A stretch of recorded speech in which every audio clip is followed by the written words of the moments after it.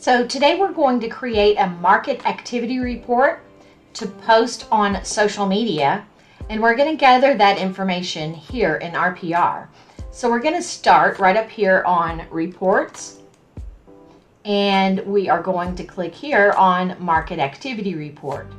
Now you'll notice that jumps us right into the market activity report right down here, but we want to scroll up to the top of the page and make sure that we're working in the area for which we want to create the activity report. Now I want to create a market activity report today for zip code 33914. So I'm just going to click here on change address. Now it's important for you to know that you can create a market activity report for a city, for a neighborhood. You could do one for a subdivision, and of course a zip code.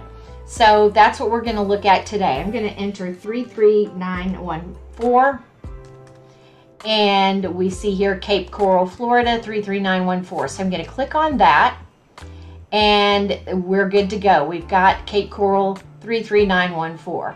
So again, just click on change address when you're ready to select another area. And I'm going to scroll back to market activity report right down here. And we can click on the plus sign to decide what information we want to include in the market activity report. Keeping in mind that this is going to be for social media, we might not necessarily need to pull in as much information as we would pull in if we were going to be presenting this to a consumer.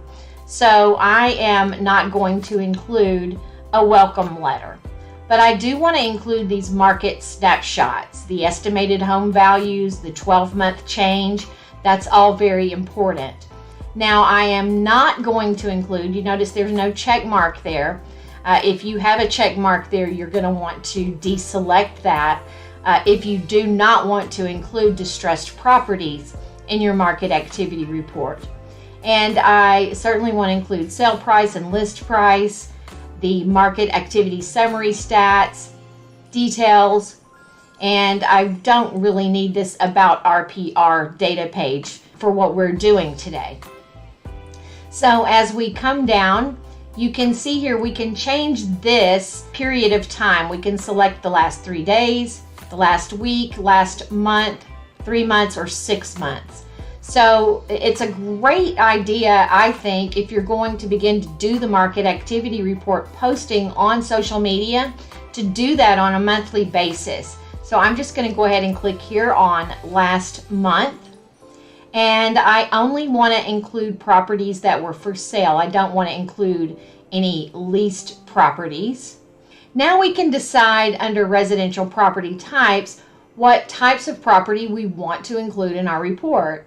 So because we're doing this for an entire zip code, we might want to go ahead, I've only currently got single family homes, but we might want to go ahead and add in the condos and townhomes. It's really whatever you want to do, however you want to customize the information. But I think that I will go ahead and deselect condo and townhouse and simply leave single family homes selected.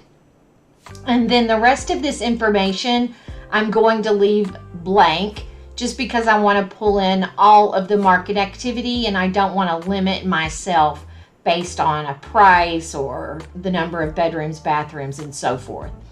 And then as far as the number of properties we pull in, it doesn't really matter. We're not going to be using that portion of the report for our social media post. Depending on how you decide you want to use the information, you could certainly make a selection here. And then if you do make a selection in this area for maximum properties, then you would want to include how you would want to sort that information. So you have a number of different ways you can choose to do that. By status, for example, would be a good way to do that for market activity. But again, for what we're doing today, we're not going to be using that portion, so it really doesn't matter for us what's selected here. So now all we have to do is click on Run Report right down here at the bottom of the page, and you can see it is generating the report. I'm just going to close that. You'll notice up here on reports, if I click on that, we've got the report bell, and I have mine turned on. So it's going to take just a few minutes to generate this market activity report. So we'll be back just as soon as that report is ready. Our market activity report has generated, and right at the top of that same page we were just working in, we see it's going to be the very first report right here, and we can click the down arrow here in report options, and the first option is to download report, which is what we're going to do. I want you to see that you can also delete the report. You can post this report directly to Facebook. That is one option. Now, we're not going to do that today. We're going to create our own custom report. The other nice thing you have here is rerun report. And this is going to be very useful for you because the post that we're creating today is going to be in the form of a template that you will be able to use month after month. From now on, you won't ever have to come in and do everything we just did. All you'll have to do is come in, click on reports, go to the market activity reports, and it will bring you to this page, and you will look for this report. Then it'll show you the day that you ran it and the time that you ran it. And from here, all you have to do is click on rerun report. So when you're ready to post your market activity for next month, you simply click on rerun report. You don't have to do anything else. You don't have to go in and enter all of the data that we just entered. So that's going to be a time saver for you in the future. We're just going to go ahead and click on download report. I'm just going to begin to scroll down, and we're going to look at page 1. It gives us the median estimated home value. Now we're currently looking at the month of April. So this is for the entire month of April for 2022. The median estimated home value for single family homes in 33914 was $531,000. The change over the last month, so over March numbers, if we were to go back and look at March numbers, we would see that it was an increase of 6.12%. Over the last 3 months, that would be an increase of 12.54%. We can see the increase over the last year and then the last 24 months. So the next thing we have here is the estimated home value that we just saw, that change over 12 months. We saw the 24 months. This includes the change over 36 months as well. And then if we click on page 4, we're going to see the median sale price.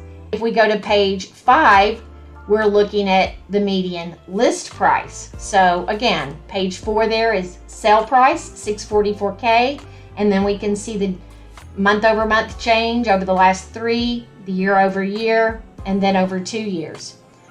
Now the list price, and again the month over month, 3 months, 12 months, 24 months. And then you start to get into some detailed data that you can choose to use or not, but I am not going to be using this data for what we're doing today. We'll go ahead and kind of focus on the median estimated home value.